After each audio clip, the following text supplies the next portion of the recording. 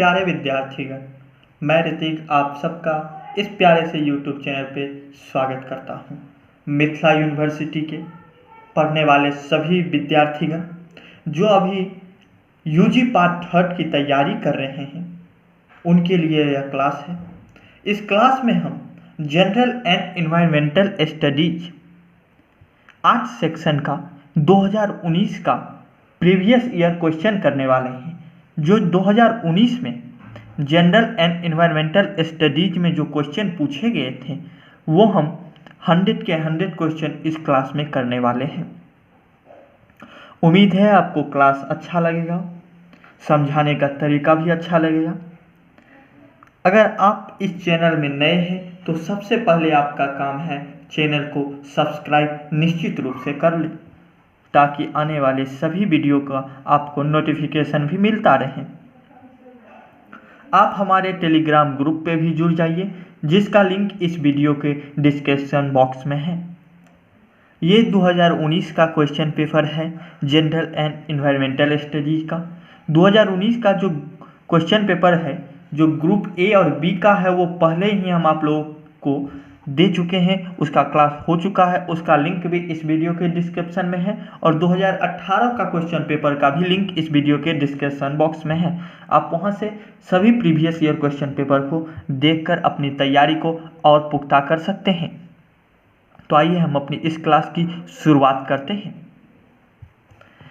आज का जो हमारा पहला सवाल है सेक्शन ए में से 2 सेक्शन होते हैं, सेक्शन ए और सेक्शन बी। आप सभी जानते होंगे सेक्शन ए में 50 क्वेश्चन और सेक्शन बी में भी 50 क्वेश्चन होते हैं। तो सेक्शन ए का जो आज का पहला सवाल है वो है, सबसे पुराना वेद है। Option A Rigveda, B Yajurveda, C Samaveda और डी अर्थवेद। तो आपसे पूछा गया है कि सबसे पुराना वेद कौन सा है। तो आप सभी को पता होगा कि ऋग्वेद सबसे पुराना वेद है। और अगर यहीं पे आपका सवाल होता कि सबसे आधुनिक वेद कौन सा है, तो अथर्ववेद जो है वो आपका सबसे आधुनिक वेद है और सबसे पुराना वेद ऋग्वेद। तो इस क्वेश्चन का ए आंसर सही है। आप जवाब निश्चित रूप से देख पहले क्वेश्चन नंबर लिखें, फिर उसके बाद उसका आंसर लिख के कमेंट बॉक्स में कमेंट करते रहें। अगला सवाल, झेलम नदी पर किसने लड़ाई किया। ऑप्शन ए है अमीर और सिकंदर ने, ऑप्शन बी है पोरस और सिकंदर ने, ऑप्शन सी है योधे और सिकंदर ने और ऑप्शन डी है घनानंद और सिकंदर ने। तो झेलम नदी पर पोरस और सिकंदर के बीच जो बहुत ही विशाल युद्ध हुआ था, जिसमें सिकंदर विजय हुआ था। तो बी इसका सही उत्तर है। सिंधु घाटी सभ्यता का सबसे बड़ा स्थल कौन सा है। मोहनजोदारो, हड़प्पा, लोथल, इनमें से कोई नहीं।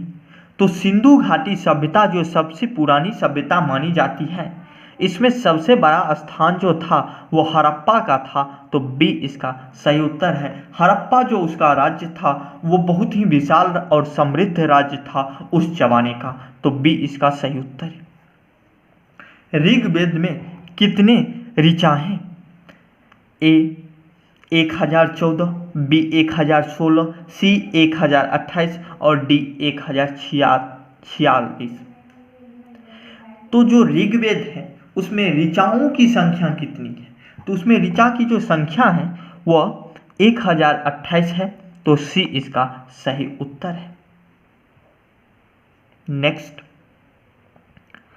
इनमें से किस ग्रंथ से सत्यमेव जयते लिया गया है। यह सवाल जो सत्यमेव जयते का है, यह आपके इस एग्जाम के लिए भी महत्वपूर्ण है और पीवीआई क्वेश्चन है आपके लिए कि सत्यमेव जयते किस ग्रंथ से लिया गया था। कठोपनिषद, मुंडोपनिषद, श्वेतास्त्रोपनिषद और शौनक। तो ये जो सत्यमेव जयते हैं ये आपको मुंडोपनिषद से लिया गया है। तो बी इसका सही उत्तर है। भारत के किस राज्य या केंद्र शासित प्रदेश में एकमात्र सक्रिय ज्वालामुखी अवस्थित है। ए अंडमान एवं निकोबार द्वीप समूह, बी गुजरात, सी हरियाणा और डी महाराष्ट्र। तो भारत के जो एकमात्र सक्रिय ज्वालामुखी है वह अंडमान एवं निकोबार द्वीप में स्थित है, तो ए इसका सही उत्तर है।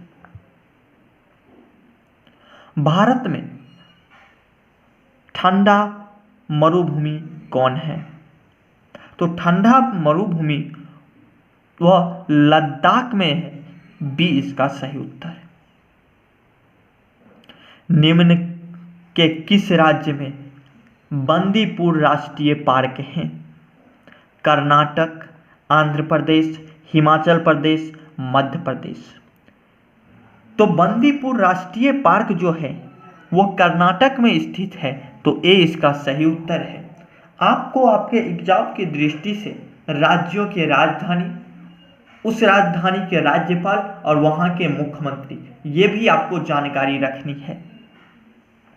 खास करके जैसे मिजोरम, त्रिपुरा, ये सब राज्य हैं, कर्नाटक, इन सब राज्यों के बारे में आपको ज़्यादा जानना है। आंध्र प्रदेश, हिमाचल, आपको दिल्ली, बिहार, पश्चिम बंगाल, इन सब राज्यों के बारे में ज़्यादा आपसे नहीं सवाल पूछा जाता है। तो आइए अपनी अगले सवाल की ओर बढ़ते हैं। माइका प्रचुर मात्रा में पाया जाता है झारखंड में, गुजरात में, कर्नाटक में, दिल्ली में। तो माइका जो है वो प्रचुर मात्रा में झारखंड में पाया जाता है, तो ए इसका सही उत्तर हो गया।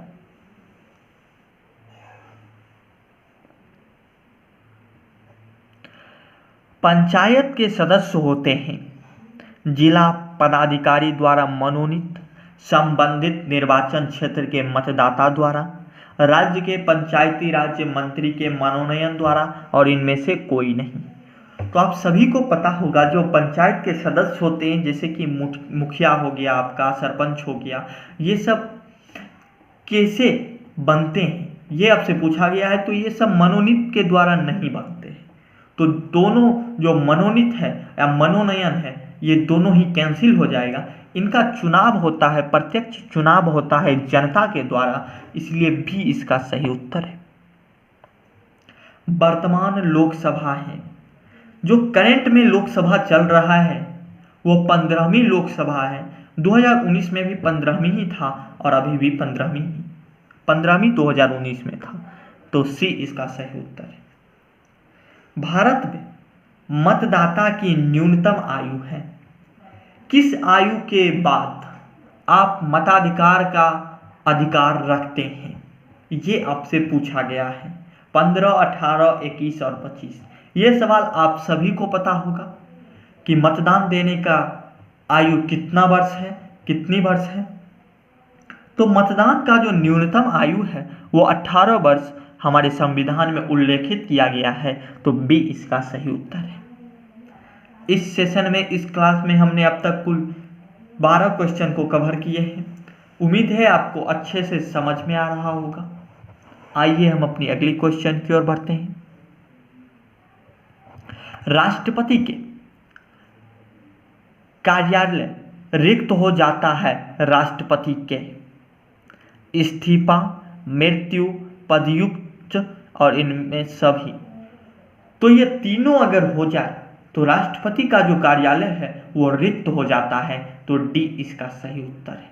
अगर राष्ट्रपति की मृत्यु हो जाए या राष्ट्रपति इस्तीफा दे दें या राष्ट्रपति को हटा दिया जाए, राष्ट्रपति को हटाने का जो प्रोसेस है वो भी बहुत लंबा और बहुत कठोर है।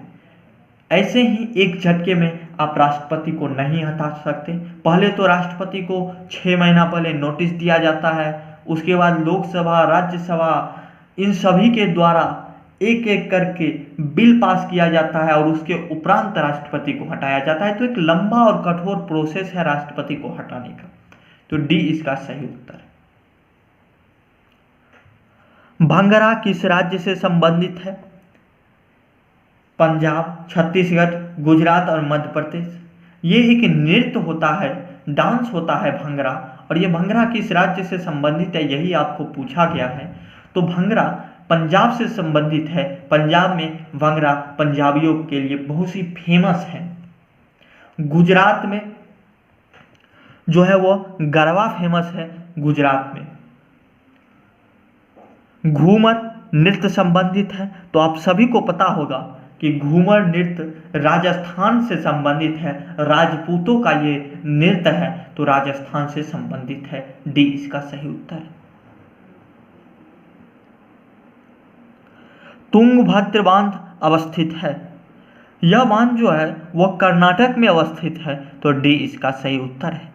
कोसी बांध कहाँ अवस्थित है, ये आपसे पूछा गया है, तो कोसी जो है वो बिहार में अवस्थित है, और आप सभी को पता होगा कि कोसी को बिहार की शोक नदी भी कहा जाता है। ये सवाल भी आपसे पूछा जा सकता है कि बिहार के किस नदी को शोक नदी कहा जाता है, तो कोसी को। तो कोसी से यहाँ दो सवाल बन रहे हैं। कोसी बांध कहाँ स्थित है, तो बिहार में, और शोक नदी बिहार का किसे कहा जाता है, तो वह भी कोसी को ही कहा जाता है। तो इसका आंसर सही है।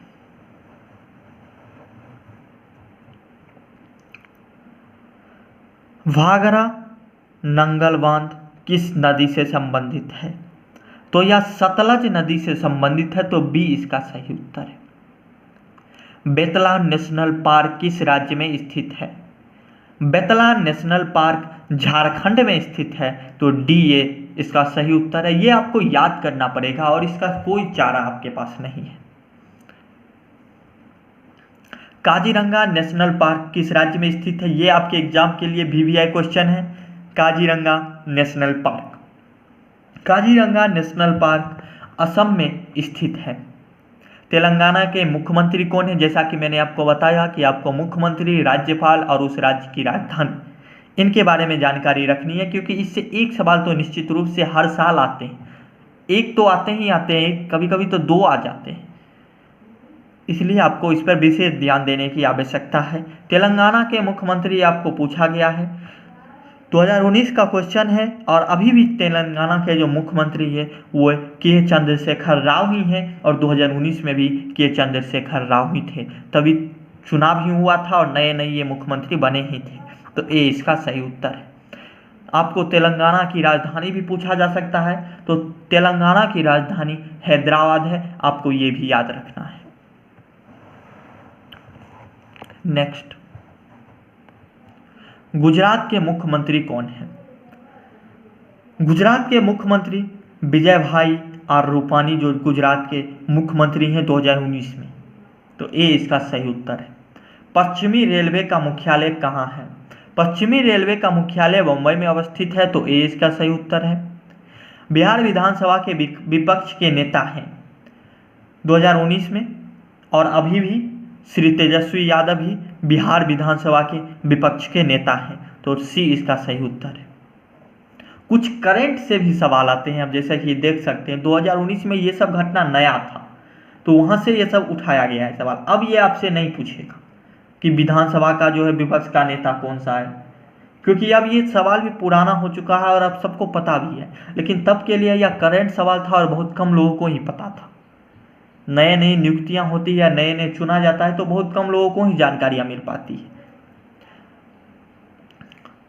अलूवियल मृदा पाया जाता है, तो यह झारखंड में पाया जाता है, तो सी इसका सही उत्तर है। सैटेलाइट मृदा उपयुक्त होता है,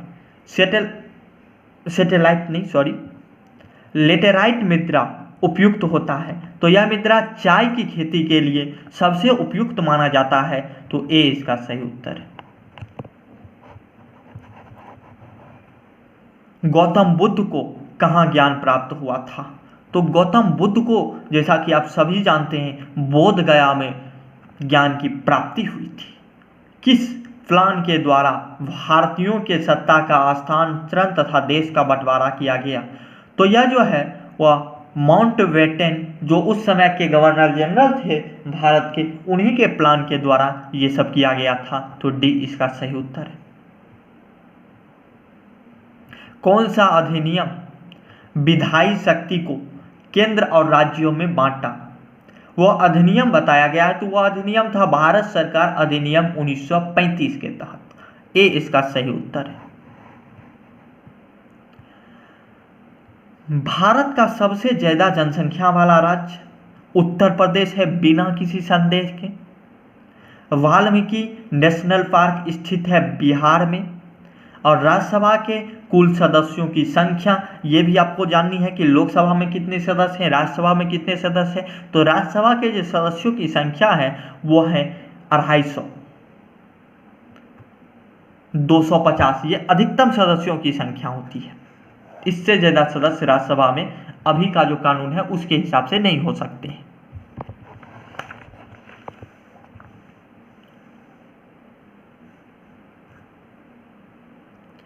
शेरशाह सूरी का मकबरा कहाँ है? शेरशाह सूरी का मकबरा सासाराम में है। यह क्वेश्चन भी आपके लिए इम्पोर्टेंट है क्योंकि ये क्वेश्चन आपके 2018 में भी पूछा गया था और 2019 में भी रिपीट हुआ है कि शेरशाह सूरी का मकबरा कहाँ है। तो सासाराम में, ए इसका सही उत्तर है। कौन सा जगह गुलाबी शहर से प्रसिद्ध है? देखिए, पिंक सिटी हिंदी है इसलिए आप थोड़ा चौंक जाइएगा कि गुलाबी शहर, लेकिन आप पिंक सिटी निश्चित रूप से जानते होंगे कि पिंक सिटी नाम से क्या प्रसिद्ध है। तो जयपुर को हम लोग सब पिंक सिटी भी कहते हैं। तो ए इसका सही उत्तर है। 2018 के एशियाई खेलों के किस प्रतिस्पर्धा में भारत सबसे अधिक मेडल जीता? तो वह जो प्रतिस्पर्धा थी वह क्या थी? निशानेबाजी, एथलेटिक्स, तीरंदाजी और मुक्केबाजी। तो एथलेटिक्स में सबसे ज़्यादा पदक मेडल जीता गया था 2018 के एशिया गेम में। तो बी इसका सही उत्तर है। राज्यसभा का सभापति होता है भारत के राष्ट्रपति, भारत के उपराष्ट्रपति, भारत के प्रधानमंत्री और इनमें से कोई नहीं। तो राज्यसभा को जो सभापति होता है वह भारत के उपराष्ट्रपति होते हैं। तो बी इसका सही उत्तर है। और लोकसभा का सभापति जो होता है वो लोकसभा के मेंबर होते हैं और उनका चुनाव होता है। वो जो मेंबर ही होते उनका मेंबर लोकसभा में होना जरूरी है और तब उनका चुनाव करके वोटों के आधार पे उन्हें लोकसभा का सभापति नियुक्त किया जाता है। पर राज्यसभा में जो भी भारत के उपराष्ट्रपति होंगे वो राज्यसभा का सभापति होता है। बनारस हिंदू विश्वविद्यालय के संस्थापक हैं पंडित मदन मोहन मालवीय जो हैं, यही बनारस हिंदू विश्वविद्यालय के संस्थापक हैं। तो ए इसका सही उत्तर है। किसने कहा जय हिंद? यह एक नारा है, स्लोगन है, और यह किसके द्वारा कहा गया है ये आपसे पूछा गया। आप कमेंट बॉक्स में निश्चित रूप से इसका जवाब दें। पहले क्वेश्चन नंबर लिखें और उसके बाद उसका आंसर ABCD जो भी है वो लिखें। जय हिंद यह नारा किसके द्वारा दिया गया था? महात्मा गांधी, सुभाष चंद्र बोस, इकबाल और इनमें से कोई नहीं। तो आप सबको पता होना चाहिए अगर नहीं है तो कि यह नारा सुभाष चंद्र बोस के द्वारा दिया गया था। तो बी इसका सही उत्तर है। किसने नारा दिया करो और मरो? ये दोनों सवाल आपके लिए महत्वपूर्ण है। ये नारा का जो है जय हिंद किसके द्वारा दिया गया और करो और मरो। तो करो मरो हम सभी जानते हैं कि महात्मा गांधी के द्वारा दिया गया था। तो ये इसका सही उत्तर है। सबसे अधिक जनसंख्या वाला देश है? तो सबसे अधिक जनसंख्या वाला देश चीन है। ये सवाल बार बार पूछा जा रहा है पर तब के लिए इम्पोर्टेंट था, अब के लिए ये उतना इम्पोर्टेंट नहीं है क्योंकि ये अब बात सब लोग को पता है। लोकसभा के सदस्यों की कुल संख्या है, लोकसभा के सदस्यों की कुल संख्या 545 है। तो ए इसका सही उत्तर है। अशोक राज्यसभा की भी हम जाने हैं 250, 250 और लोकसभा की 545। अशोक किस वंश का शासक था? तो अशोक मौर्य वंश का शासक था। तो बी इसका सही उत्तर है। प्राचीन नालंदा विश्वविद्यालय कहाँ था? तो जो नालंदा विश्वविद्यालय था वह कहाँ अवस्थित था ये आपसे पूछा गया है। तो नालंदा विश्वविद्यालय नालंदा में ही अवस्थित था, जैसा कि इसके नाम से ही स्पष्ट होता है कि नालंदा है तो नालंदा में अवस्थित है। ए इसका सही उत्तर है। भारतीय राष्ट्रीय कांग्रेस की स्थापना की? भारतीय राष्ट्रीय कांग्रेस की स्थापना किसके द्वारा किया गया था ये आपसे पूछा गया है। ऑप्शन ए इसका सही उत्तर है कि A.O. ह्यूम के द्वारा ही भारतीय राष्ट्रीय कांग्रेस की स्थापना किया गया था। ये A.O. ह्यूम जो है ये इंग्लैंड के थे और इन्हीं के द्वारा भारतीय राष्ट्रीय कांग्रेस की स्थापना की गई थी। तो ए इसका सही उत्तर है। चंपारण सत्याग्रह कब आरंभ हुआ? तो चंपारण सत्याग्रह जो है वो 1927 में आरंभ हुआ था, तो ए इसका सही उत्तर है। भारत में पंचायती राज के कितने स्तर हैं? तो त्रिस्तरीय जो है वो पंचायती राज हमारे यहाँ पे है, तो सी इसका सही उत्तर है। भारत में केंद्रीय बैंकिंग का कार्य करती है central bank of India, reserve bank of India द्वारा, स्टेट बैंक ऑफ इंडिया द्वारा और पंजाब नेशनल बैंक द्वारा। तो केंद्रीय बैंक का कार्य कौन सा बैंक करती है ये आपसे पूछा गया है। तो रिजर्व बैंक ऑफ इंडिया जो है वही केंद्रीय बैंक का काम करती है। और रिजर्व बैंक ऑफ इंडिया का मुख्यालय कहाँ है, आपसे ये भी क्वेश्चन पूछा जा सकता है। तो रिजर्व बैंक ऑफ इंडिया का मुख्यालय मुंबई में स्थित है, तो बी इसका सही उत्तर है। ICICI का जो है एक नाम जो संबंधित है, तो यह ICICI जो है ये किस क्षेत्र से संबंधित है? बैंकिंग उद्योग से, रासायनिक उद्योग से या कॉस्मेटिक्स से? तो आप सभी जानते होंगे ICICI जो है यह बैंक है, तो बैंकिंग उद्योग से यह संबंधित हुआ, ए इसका सही उत्तर है।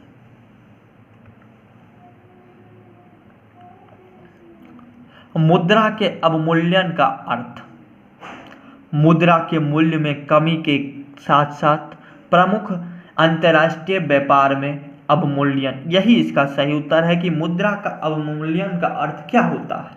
तो मुद्रा का जो अवमूल्यन होता है उसका अर्थ होता है कि मुद्रा के मूल्य में कमी आ जाए, और मुद्रा के मूल्य में कमी के साथ साथ जो प्रमुख अंतर्राष्ट्रीय जो व्यापार है ना उनमें भी अवमूल्यन हो जाए, तब मुद्रा में अवमूल्यन समझा जाता है, तो ए इसका सही उत्तर है। निम्न में कौन सा प्राथमिक रंग नहीं है? लाल, नीला, हरा, पीला। पूछा गया है कि प्राथमिक रंग नहीं है, तो लाल, नीला और पीला को हम लोग प्राथमिक रंग में रखते हैं, पर हरा को हम प्राथमिक रंग में नहीं रखते हैं, इसलिए सी इसका सही उत्तर है, हरा। इस क्लास में हमने जनरल एंड एनवायरमेंटल स्टडीज 2019 के प्रीवियस ईयर के क्वेश्चन कवर किए हैं। उसका सेक्शन ए इस क्लास में हम कवर कर रहे हैं। अगर सेक्शन बी भी हम इसी क्लास में कवर करेंगे तो आपका क्लास लंबा हो जाएगा और आप उब जाइएगा, देख नहीं पाइएगा, इसलिए इसका ए ही अब तक रखते हैं और बी के लिए एक और सेशन लेके मैं आपको इसके अगले क्लास जो होगा वो सेक्शन बी पर ही होगा, और बचे हुए 50 क्वेश्चन हम उस क्लास में कंप्लीट कर लेंगे, तब हमारा 2019 का पेपर पूरी तरह से समाप्त हो जाएगा। क्लास कैसा लगा, समझाने का तरीका किस तरह से लगा, ये आप निश्चित रूप से कमेंट करें। कमेंट करते हैं तो हमें ये जानकारी मिलती है कि आपको क्लास कैसा लग रहा है।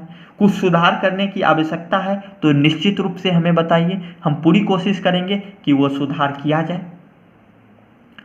आप चैनल को सब्सक्राइब कर लें और इस वीडियो के लिंक को अपने जितने भी मित्र हैं आपके, व्हाट्सएप पर हो, फेसबुक पर हो, टेलीग्राम पे हो, वहाँ पे शेयर निश्चित रूप से करें। इस जो चैनल है इसका टेलीग्राम ग्रुप बना हुआ है, तो आप टेलीग्राम पे निश्चित रूप से जुड़ जाइए। वहाँ पे डिस्कशन का भी ऑप्शन है, आप वहाँ पे डिस्कशन भी कर सकते हैं, और भी बहुत सारी सुविधा वहाँ पे आपको दी जा रही है। नोटिफिकेशन आपको वहाँ पे उपलब्ध कराया जाता है, तो निश्चित रूप से जुड़ जाइए। उसका लिंक इस वीडियो के डिस्क्रिप्शन बॉक्स में है, आप वहाँ से जुड़ जाइए। और भी सोशल अकाउंट के लिंक इस वीडियो के डिस्क्रिप्शन बॉक्स में है, चाहें तो आप वहाँ भी हमें फॉलो कर सकते हैं। अपना सवाल कमेंट बॉक्स में निश्चित रूप से पूछें, सुझाव हो तो निश्चित दें, और अपना ख्याल रखिए, तैयारी करते रहिए।